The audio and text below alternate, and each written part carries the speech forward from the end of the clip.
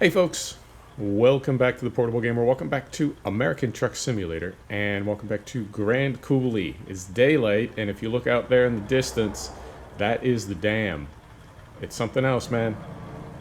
So we are going to pick up, we've still got this ridiculous intermodal trailer on here. We're going to go pick up a box, and we're going to take it back to Yakima and start making our way back to the west. We've got two more cities to discover in this DLC, the Washington DLC. And we're going to take care of those either this episode or next episode. I know we'll make it to Yakima today. I don't know if we'll make it the rest of the way today. But we'll see. Oh dear. Alright. Not off to a great start. We're going to bring it around. Meh. It's been an interesting gaming week, let me tell you. It's Friday for me, it's Saturday for you. Let's get out of here. And I'll tell you what's going on.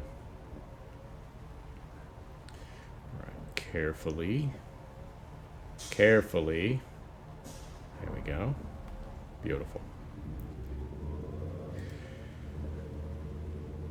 So on the ATS side, we're in Cyprus, and I decided to swap out to a new truck, so that automatically set us back to Reims. And when it set us back, for some reason in the main menu, I saw a little pop-up from World of Trucks that said the Goodyear rollout had been extended till August 18th. Well, I don't know what the Goodyear rollout is. Let me take a look at this. I don't really get into that World of Trucks stuff. Not my thing. I don't like the idea of loot boxes in a truck sim. It just doesn't work for me. But I takes a look, and I see that I can get a little Goodyear dangling blimp for my rearview mirror. I'm a sucker for that sort of stuff. That's probably why I don't like loot boxes in truck sims. Because I am a sucker for loot boxes and loot of any kind. Any RPG aspect of any game, I really need to be careful. So what you got to do is you got to deliver 10 truckloads of Goodyear contract via the World of Trucks external contracts, and you get this little thing. And so immediately, of course, I start doing that. And then I realize I'm not really a Goodyear fan. So I don't have any Goodyear kit. I'm driving this Goodyear trailer, right? Because it's all branded trailers out of World of Trucks. I'm driving this Goodyear trailer.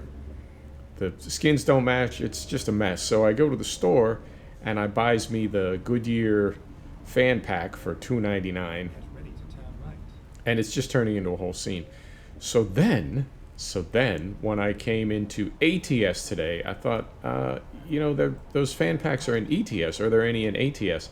So I went into the DLC store to look.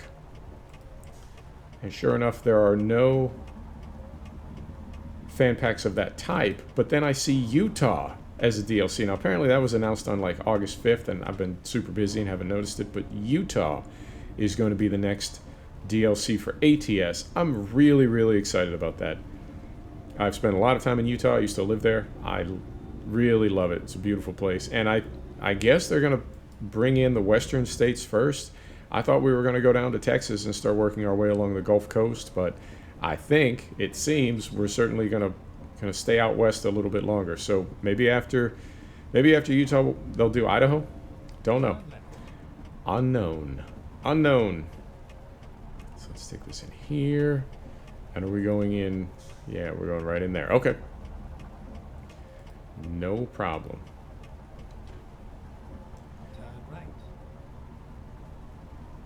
Carefully. This thing really is long.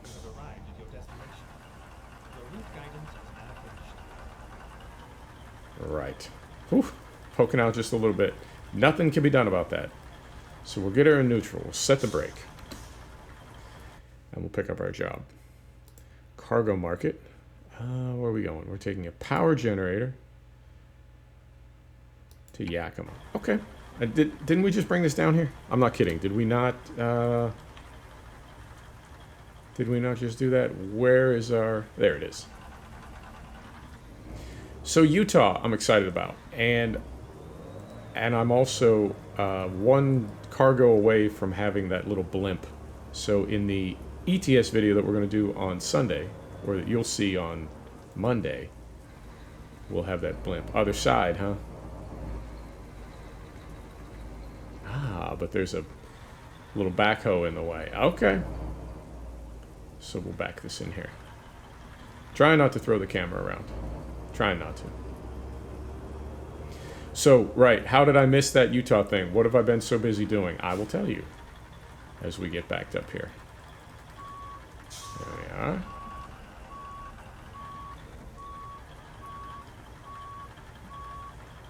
Not likely that we're going to get this in one swing. And I feel like this thing isn't even tracking. Like it's just kind of sliding. There we go.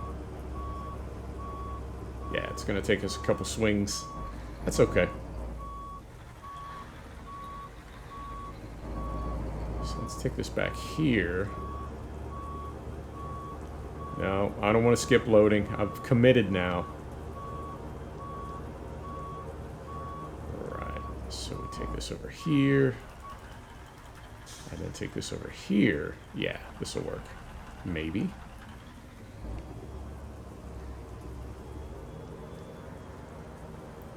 So I fell down a hole, is what happened this week. I fell down the hole of Dirt Rally 2.0.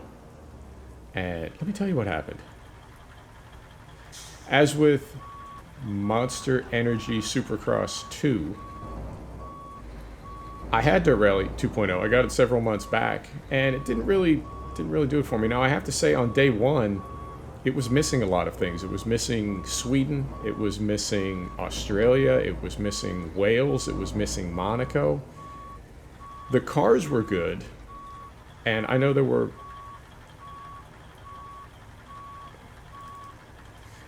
some complaints from people. There we are. Beautiful.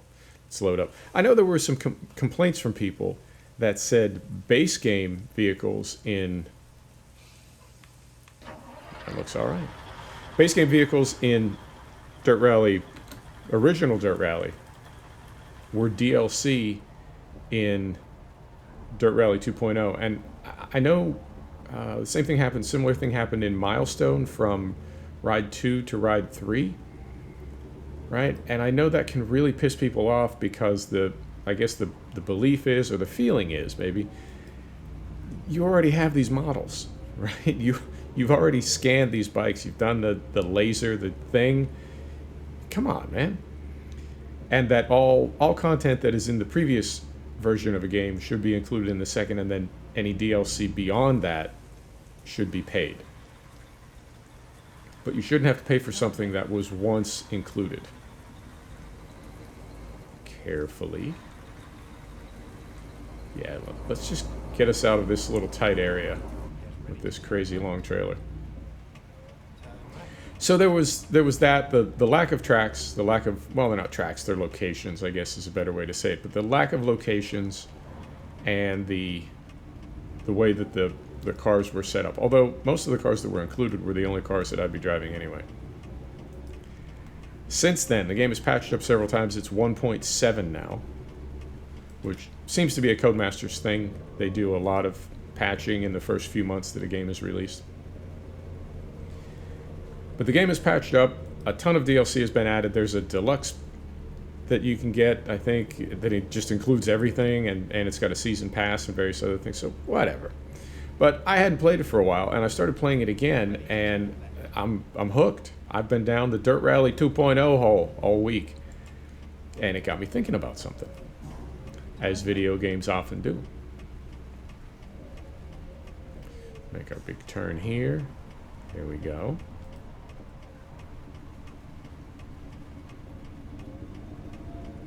Beautiful. And we're going to go right across this little bridge and be able to see the dam. I'll try to look out to the left so we can see the dam. But yeah, that's it. Right out there in the distance. It's a biggin, for sure. Hang on, let me see if I can carefully do this. There we go. Yeah. Oh yeah.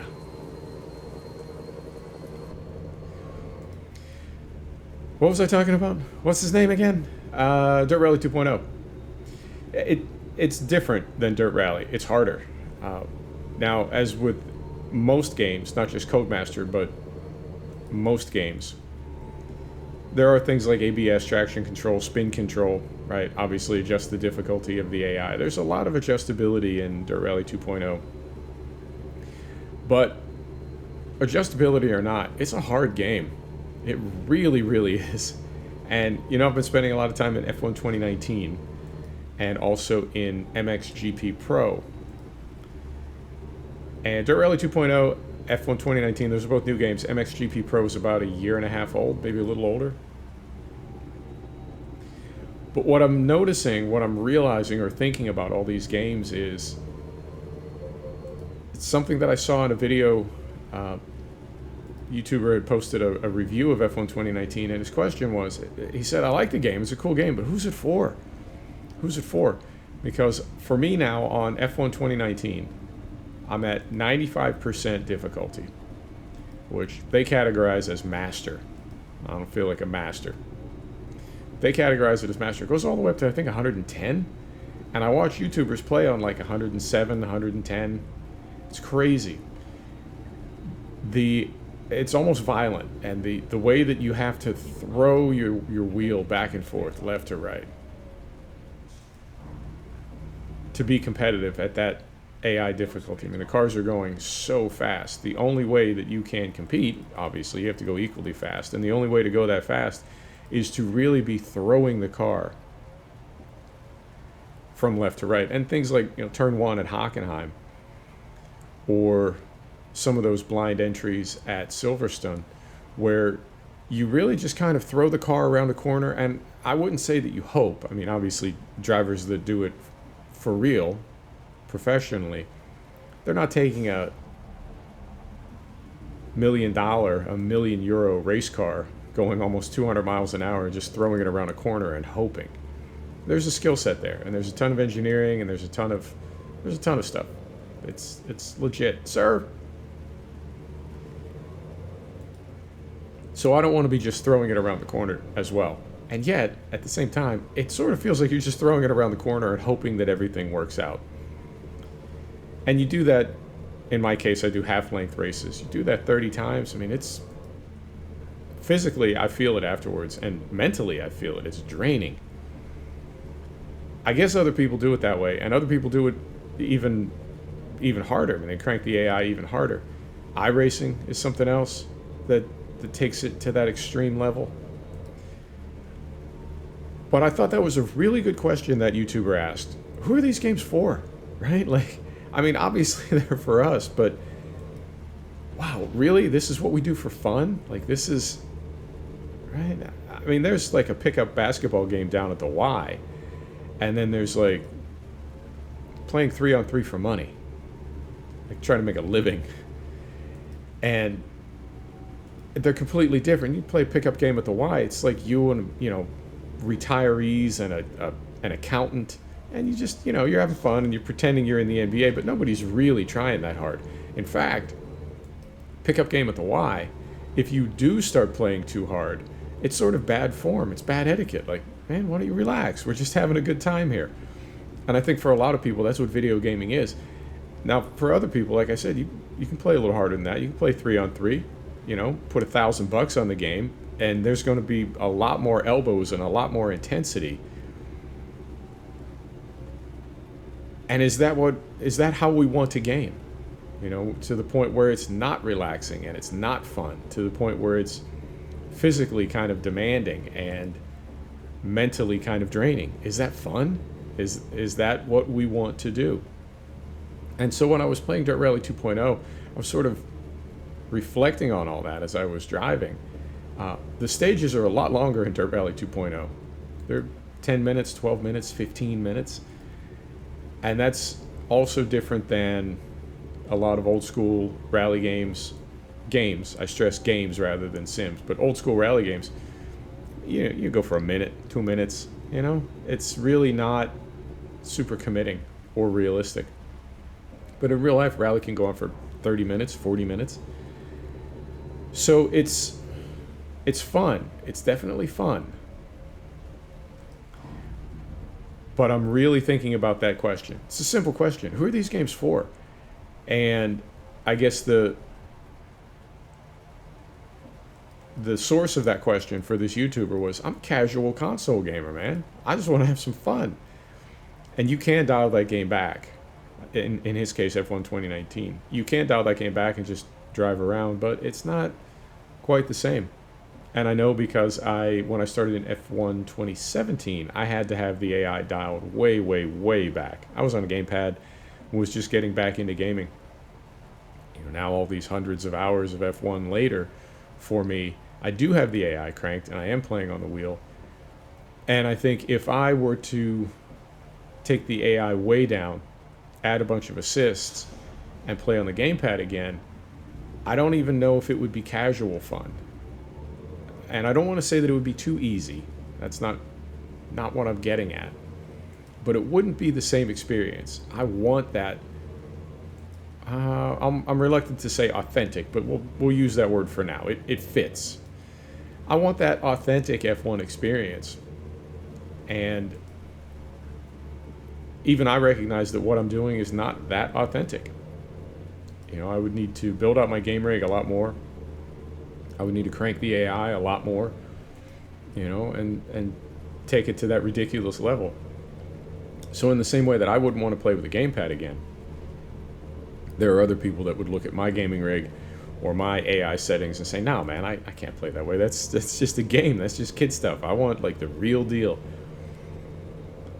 So when Codemasters makes a game like that, either F1 or Dirt Rally 2.0, who are they making that for? Are they making it for the casual gamer? Or are they making it for the serious gamer? And then who gets the compromise is the next question, right? If the game is at its core built for one of those two users, then the other user is getting kind of a, close enough. Here's I'm going to break you off a piece. That's for you. But it's not really for you. It's just, we'll take your money and you can enjoy yourself as well.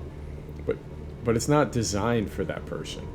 So that's the question again. Who are those games designed for? Who are these for? I'm enjoying them, but I'm reflecting on that definitely as I'm playing them now and just wondering, like, where do I fit into the business plan of a company like Dovetail or Milestone? So it's a fantastic time to be gaming. It really is. We're moving more and more toward realism, and yet we're not. And we know we're not. And the way that we know that is I can drive an F1 car. I cannot drive an F1 car. If these games were realistic, there would be two things at play. One would be anybody who's ever played an F1 sim could then hop in an F1 car and away they'd go. We know that can't happen. Or from the other angle, learning to drive an F1 car would take, a couple hours a day here and there, and that's not true either. It takes, I wouldn't quite say a lifetime, but you got to start in karts when you're like 8 years old and work your way up. But the idea that the top tier of F1 drivers right now, was something they did in the evenings and on the weekends. You see what I'm getting at? It is not possible to learn to drive a real F1 car as quickly and as easily as it is to learn to drive an F1 car in a sim. Even with all assists turned off, it's just not that easy. Driving this truck is the same way. I've driven this truck, I don't know, hundreds of hours. Or these trucks, not necessarily this specific truck, but I've driven trucks in this sim hundreds of hours. Does this qualify me to be a truck driver? I mean, could I get a truck moving in real life? Yeah, I could probably get it moving. Could I safely stop it? Yeah, in a parking lot. But could I take a 30,000-pound generator through the mountains of Washington? No, not likely. I mean, if I could, I would be going so slowly to avoid any kind of catastrophe. But I certainly wouldn't be going 60 miles an hour. And the same with the trains and a lot of other things. We say we want these sims to be realistic, and they're realistic enough for us to sort of feel that they're realistic. But common sense and logic tells us that they're not that realistic. There's a lot more to these things in real life than there is in gaming. And I think we want it that way. As much as we might say we want, this ultimate realism, I don't think we do. I think right? Because you think about how hard the games are now.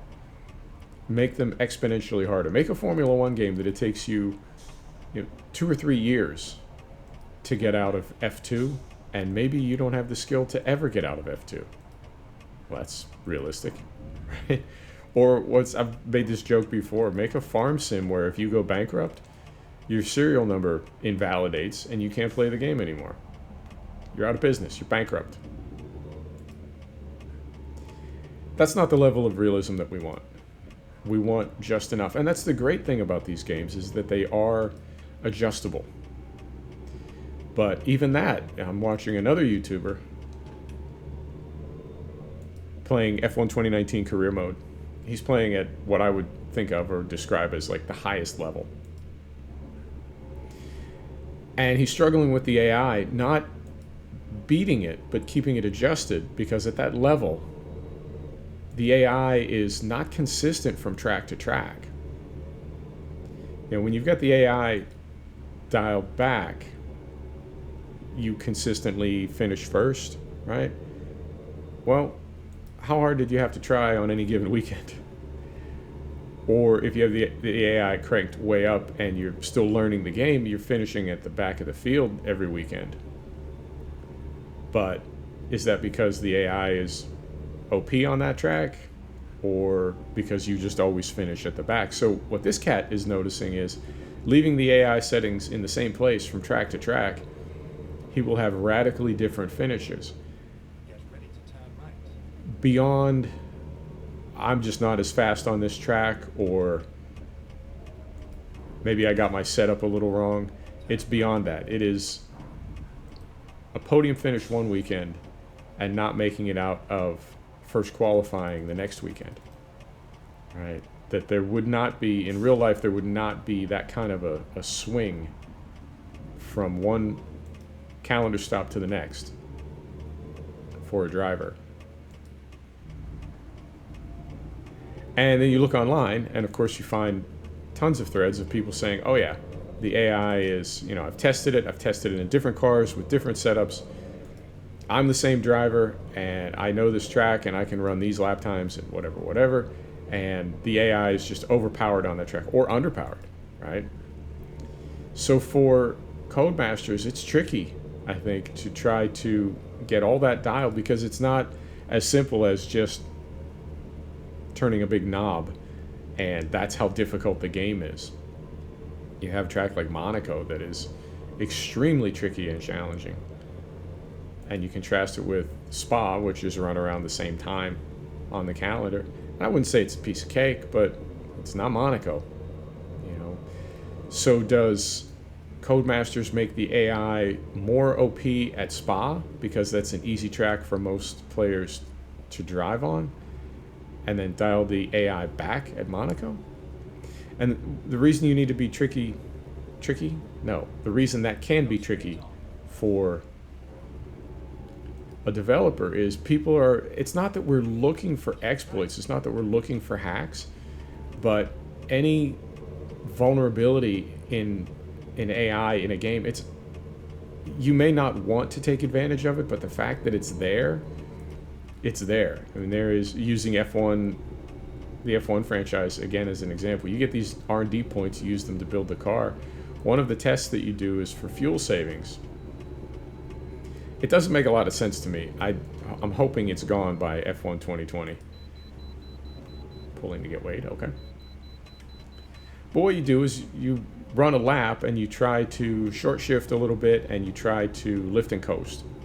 And if you do that properly, you'll get a good, fuel use rating. And that will help determine how much fuel you need to carry for the race that you're about to do. These are all done during practice on the weekend of the race. Brake gear here, 70,000 pounds. Beautiful, here we go.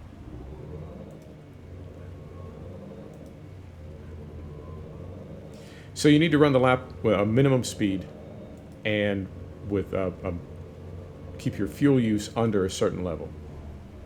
And the way that everybody does it is they just run a super fast lap and then coast across the finish line. You cheese it, right? But you get your R&D points. And it's one of those things like, well, I don't necessarily want to cheese this, but I need the R&D points, and I don't want to be dicking around with this for my entire free practice. And I think there are a lot of things like that in gaming that are not quite as obvious, but as challenging as these games can be, at a certain point, it's like, you know what? Fine. This may not be the noble thing to do, but I'm going to cheese this because I just need to be done. I need to be done right now. I can't mess with this anymore. So for a developer, minimizing those vulnerabilities and minimizing the ways that we as players can cheese a game, I think is tricky. But right, you can see why I'm reflecting on this now, because then that takes us back in the other direction, which is, God, these games are hard. Who are these for? There are no vulnerabilities. There are no hacks. There's no way to cheese the game. It's just incredibly difficult to the point of being impossible. I've seen that thread a lot as well, which is people saying this game or that game, fill in the blank, is the only game I've ever played that can put me into a rage. Now, there are some people, they're sort of, they're a little different. They're a little crazy. They go into game rage over nothing, drop of a hat. But there are other people that are a lot more chill about it. And for them to go into a rage over a game, it takes some doing. And you see some, come up consistently. Some game names. And I mean, for me, something like Cuphead is frustrating, but it's funny and it's silly and there's no real point to it. It doesn't, it doesn't impact me as a human being. But these racing games, man, I have been such a fan of racing for so long, and I don't know what it is about race sims, but when they get frustrating, man, they get frustrating in a whole other way. It's a whole new level of frustrate. So, that same question. Who are these games for? I gotta be careful here. I don't want to clip the trailer, but I don't want to go into traffic. We got some twisties coming up. Let's see if we can make it through here with no damage. So, yep, always something to think about in gaming. It is going to continue to get more and more realistic. It's going to continue to get more and more immersive. And I'm really looking forward to seeing where gaming is in 5 years. I joke about the sex robots. I joke about entertainment and media getting to a point where we no longer need to interact with other human beings.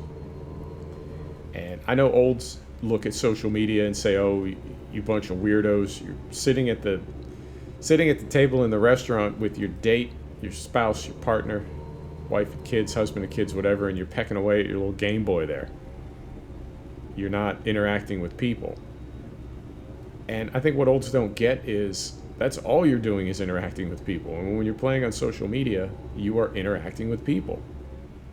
We interact with people all the time on social media. We just do it in a way that old people don't understand, because they're used to the only way to interact with somebody was to do it face to face.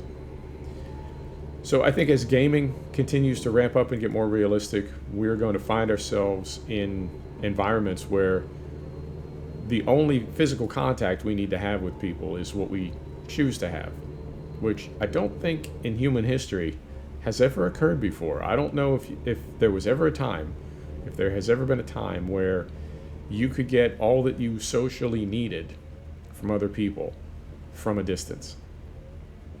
And then when you throw in the avatar aspect of gaming and AI and sex robots, I'm curious. I personally think that people that still want to interact with other people, they're more than welcome to do that. But for people that don't want to, and I count myself among them, if you don't particularly like being around people, if you're not a people person, and I'm not, here is a way that you can still do the things that people do, and just do them without people. So, living in LA years ago was the first time I saw this idea of home gym, home theater, home office.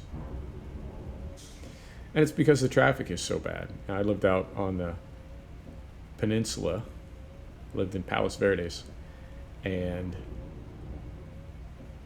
it would take me, I don't know, between 20 and 40 minutes just to get off the peninsula, just to get to a freeway. And then from there, it's, whatever, another hour. So if you want to go to a Dodgers game, that's 2.5 hours in the car. If you want to go to Disney World, that's 2.5 hours in the car. Disneyland, sorry. I got a mnemonic for those, but I always get it backwards. It's a little flicker, not liking that. So what people have instead is home gym, home theater, home office. Spend a lot less time in traffic when you don't have to. Did I say that right? Spend a lot less time not in traffic when you can avoid it, so that when you can't avoid it, when you have to be in traffic, you've got sort of a cushion, But you haven't spent the whole first part of your week sitting in traffic, and now it's Friday and you want to do something fun, and there you are sitting in traffic again. That was the first time I saw that. And catch a red light? I think we did. Yeah. We sure did. But you know what? This is a perfect opportunity. Let's get a good gear here. Oh, that guy doesn't care. He just went right through that light. What kind of operation you running here, DLC? So we're going to put this on. We're going to come out here. And let's get a little screenshot. There we go. That's nice. Beautiful. And I believe we can make a right turn on red. Let's do that as well. Beautiful. And we're in, as far as I know, we're in Yakima, so we'll just make a couple turns here and we'll drop off.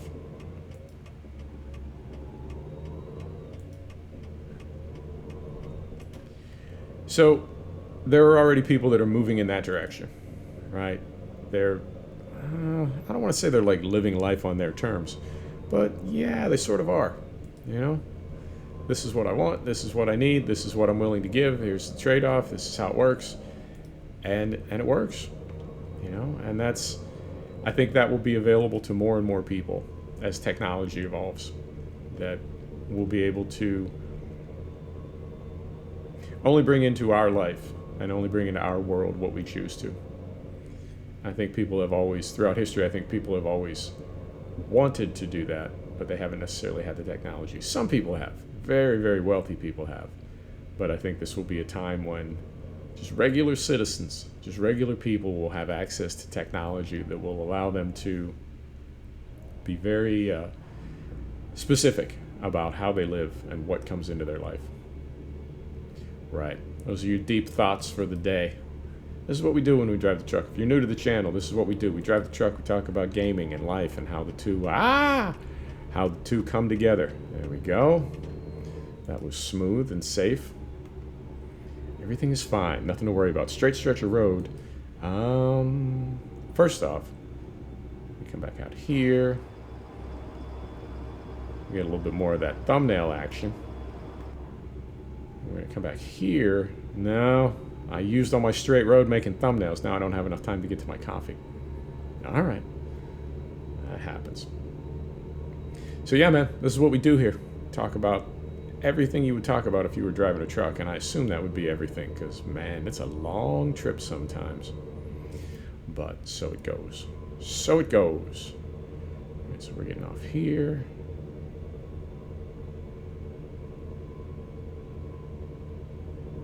Now I realized I'm recording about 30 minutes a week of ATS,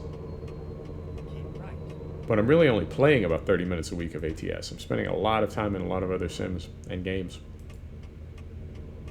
And at this rate, I realize that we will be, depending on when Utah is released, it says 2019. I'm guessing now. You know what happens when I speculate on release dates for DLC. That always goes well. If we've got Road to the Black Sea on the ETS side, and now we've got Utah on the ATS side, I'm thinking maybe they're both going to come out in a couple months with the 1.36 patch. Maybe. So I'm thinking if it's going to take us, one episode per week, city to city, if we start making our way, because we're in really the northwestern corner of the United States, we're pretty far up here. If we were to head south to Arizona, because Utah is north of New Mexico and east of Arizona. Did I say that right? Yeah, I think I did. I might have to reverse those. My geography is off at the moment. I'm trying to visualize. But yeah, it's Utah is... Sorry, concentrating. West of Colorado, east of Nevada. North of, New Mexico. So if we make our way back to Arizona as we get closer and closer to winter, then when we make our turn north into Utah after it's released from Arizona, then we will be heading up there into the mountains in the winter. And I'm curious when... Concentrating. I'm curious when SCS is going to begin having some dynamic foliage and things like that. To the left. Oh dear. Dynamic trees, dynamic snow, things like that. Because as it is now, like when we get into Colorado and Utah, I know Colorado hasn't even been announced yet, but they'll make a DLC eventually. But when we get into places like Colorado and Utah, and even New Mexico has snow-peaked mountains, but not all year. California, definitely in the Sierra Nevada. When is SCS going to have seasonal terrain, seasonal textures? So you'd have, right, these kind of trees in the summer, these kind of trees in the winter, snow on the mountains in the winter, bare peaks in the summer, that sort of thing. I'm curious when they're going to do that. And I know Grimes has the Frosty mod, and he's also got some Seasons mods. So it can be done, and you think if that's, I mean, that exists, right? But with his, oh dear, but with his mods, they're either all on or all off. If the mod is activated, then you get that season. If it's not activated, you don't get it. So, there we are. Oh, that's even better. Beautiful. So if it's activated, it's activated. If it's not activated, it's not activated. Pretty straightforward. Couldn't SCS set it up so that as time changed throughout the year, right, as the days went by, that the seasons changed as well? So essentially you would just be turning on and off something like the Grimes mods based on what calendar day it was. You'd have to assign calendar days. I mean, as the game is right now, it counts days, but it doesn't really tell you what season it is. So that would need to be added. But when they get into places like Utah and Colorado, I think they do need to. I mean, they can make snow-capped mountains, snow-peaked mountains. They can make them stay that way, but it's not super accurate. Because in places like that, the mountains only have snow on them in the winter. They're not that tall. They're not glaciers. Although there's some little glaciers up in like Rocky Mountain National Park. But anyway, just thinking towards the future. We'll see how it all works out. Right, we made it. Not here, but here.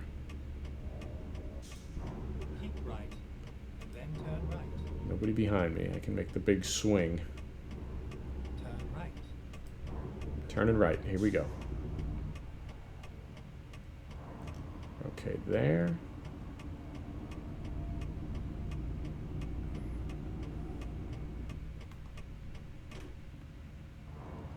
It looks like we're going straight and then right back into the corner.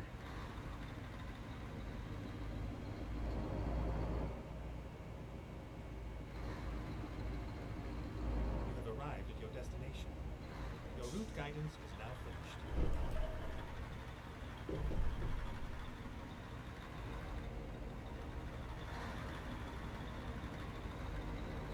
And I do think I'm going to skip delivery. Not in the mood for the reverse beeper at the moment. So we'll just take this over here. Although, yeah, looks like there's a light pole behind it. So we can't just do a pull through. Yeah. Skip parking. There we go. Whew. This has been kind of an episode, but we got a ton of points. Oh, look at that. Getting very close to level 36. Folks, thanks for stopping back to check out the Portable Gamer. Thanks for joining us for another episode of American Truck Simulator. And we'll see you next time. Take care now.